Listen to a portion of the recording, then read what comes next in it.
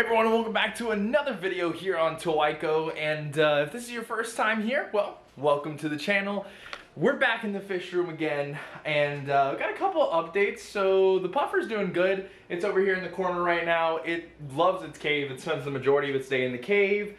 The community tank is going good. The quarantine tank, and this is all from last video, so if you haven't seen last video, go check it out. I actually grossly underestimated how long it would take to do this angel rack. So by last video, I mean probably, I don't know, 4, 5, 6 videos ago. So yeah, there's that. The crawfish are doing pretty good. One of them escaped, so I ended up putting a little piece of glass above where the air tube is. Zuko is doing fantastic. And then last update is, oh, he's not in there. He is in there though. The bullhead cat is doing great, in with the 2 Oscars and the 2 Plecos. Put in a fresh cucumber today and they're having a good time. Now that we've updated, first minute of the video, update and intro, rest of the video, we're gonna be working, and this is gonna be, for me, real time, a couple of weeks, kind of starting now and then finishing out later, but we're working on the angel rack because those 2 angels are down there. The 2 black angels that I ended up getting are down here. And let's see if they've, nope, they haven't done it yet. Man, they are just beautiful fish. But let me snake that back through. They've been, I don't want to say that they've been having breeding activity like I'm a master breeder that knows exactly what they're doing and that, you know, when I think they're going to spawn. But if I had to guess, you know, they're doing what these do. And these are the, because I haven't bred angels before I had these 2. And they're doing what those 2 do when it's getting time to breed. And I only know that because, look, they've got some eggs there. So this is a couple days after the video I shot about the puffers, crawfish, and bullhead. And if you don't know, these, I don't typically like live food, but for certain fish, and puffer was a good rehome, certain fish have to have live food, so I've got the crawfish. And then I moved the mini fridge out of the rodent room, and I got this box. I don't even think I showed this off last video. When I got this box full of worms, went ahead and fed them some cornmeal recently. But so I say that because that 20-gallon will not stay like that forever. But those black angels are kind of working on some what I think is breeding behavior of, I think they're gonna lay on that heater again. So maybe I'll see it because I'll be in the fish room for a little bit. Maybe I won't. But just to kind of flip you around one more time. So if you look at that aquarium, we've got the 2 swords, the driftwood, the double stack, overkill sponge filter in the side. We've got some rocks. So minimal hardscaping, but still, you know, it looks good. I did have an Anubias on that, that driftwood, but they kind of tore it apart. So might buy another Anubias down the road and try it out again. Like if we look at that driftwood that's covered in crap, it's got the Anubias on there. And for all of you that maybe don't use live driftwood, that stuff, you scrub off, it comes back. You scrub off, it comes back. So I'm going to be scrubbing it again, but it doesn't harm anything. So again, it's more of a cosmetic thing. And if you've seen my tanks with the algae, you know. But basically what we're doing is that is that I don't necessarily care about cosmetics if it's not harmful. Most of the time it's actually beneficial. But what we're doing is we're finally going to fix all of this. And by fix, I mean finish. So the idea for this is going to be doing that 2 more times. So I've already got the bucket of sand. I'm refilling this one with sand because we took the sand and put it over there with the puffer. And then I just got in a shipment from Aquarium Co-op, and I got 2 more heaters, and I got the sponge filters. I got some more of the like the metal fittings that you can see up there for the manifold.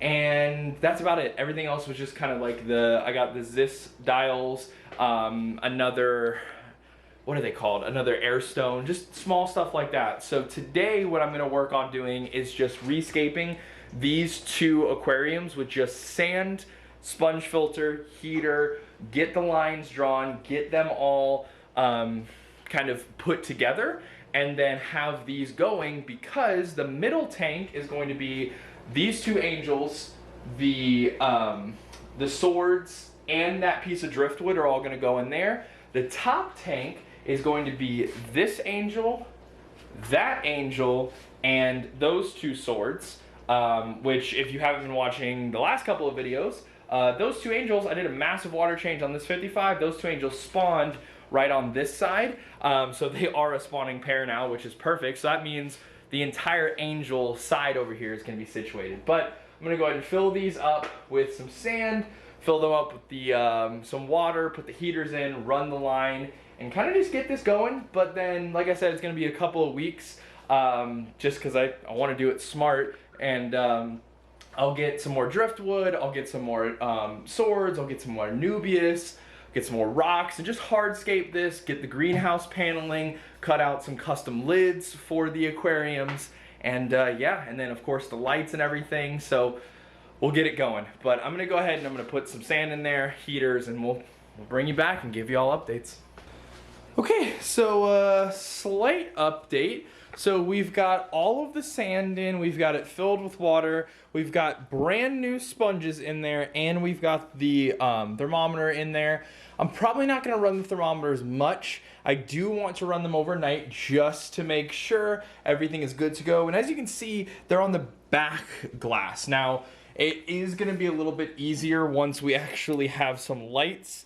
But I'll use this flashlight for the time being. So it is on the back instead of like this on the side. And not to say I told you so, but they laid. So that's cool. We're going to have another clutch. We'll see if they're good parents this time or if they eat their kids again. But I'm going to slowly start moving all the thermometers to the back like that. The reason I didn't do that initially was because I wanted to be able to just kind of not look at it, if I'm being honest. Like down here, if you look at the quarantine tank, the thermostat's off to the side, or thermometer's out to the side, which gosh, I love this tank. I can't wait to move all these fish into a planted community tank. It's gonna look awesome.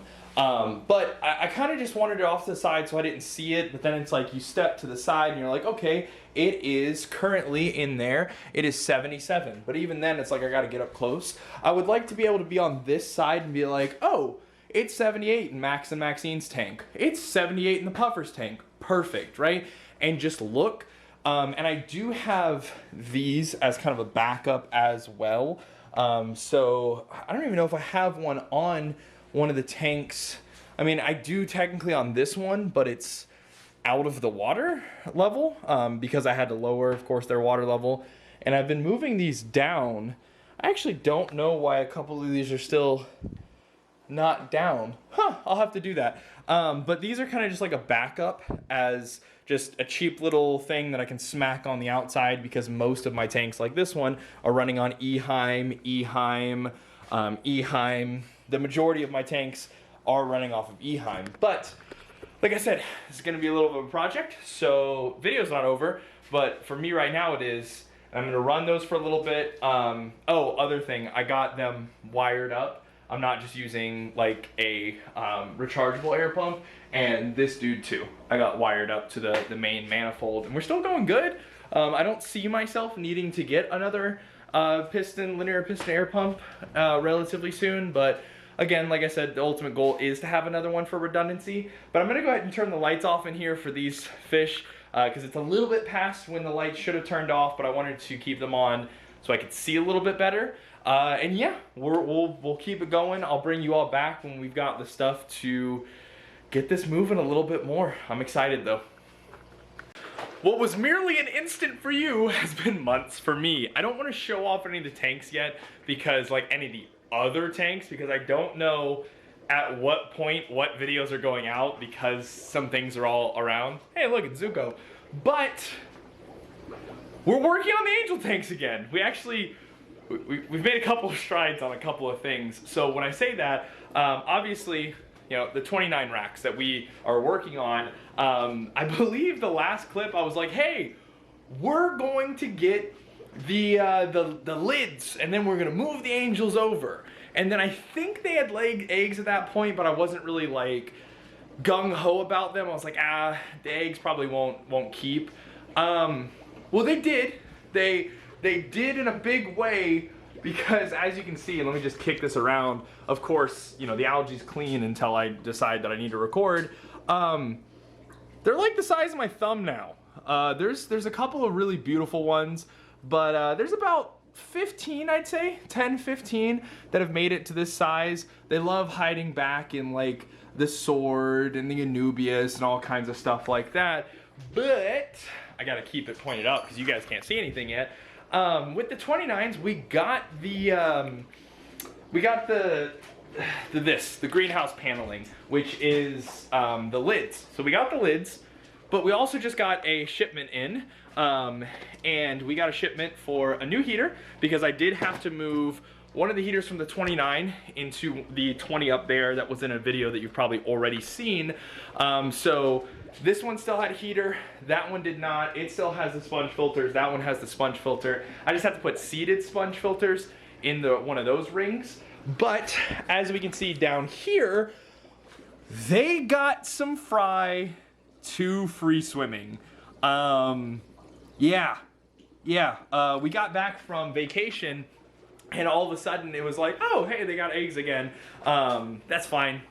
They don't bring the eggs to term. Oh, they've got it. They've had eggs for 3 days and they haven't eaten them. Oh, those are wigglers now. And then today they went free swimming.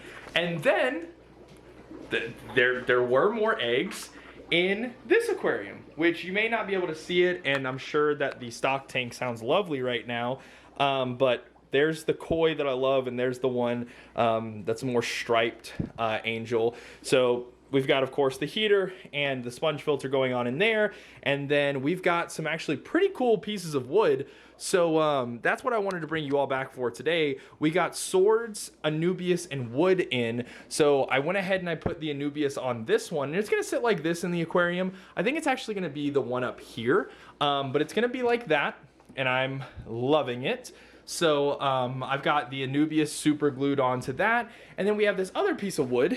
And it has not been super glued yet, but I think we're gonna put one Anubias here like it was and one Anubias there, and then just kind of leave it there. It's a smaller piece of wood, but I like it. And the Anubias seems to work. And then of course we do have swords as well. So we have 4 sword plants. So just like this tank down here, it'll go Anubias in the middle with the wood, sword on one side, sword on the other side. So it'll go sword, sword, Anubias, sword, sword, Anubias. So it's just a good little thing that's happening right now. So right now, obviously there's no lights on these aquariums. It's a little dark right now because it is later at night. The lights will be turning off soon. So usually ambient light from, of course, the tanks, as you can see, but mostly outside will light this tank up enough. But we actually get the lights in a day or so. And I've already got like everything hooked up and ready. All I gotta do is just plug the lights in. So that's pretty exciting. But these angels have been doing pretty well.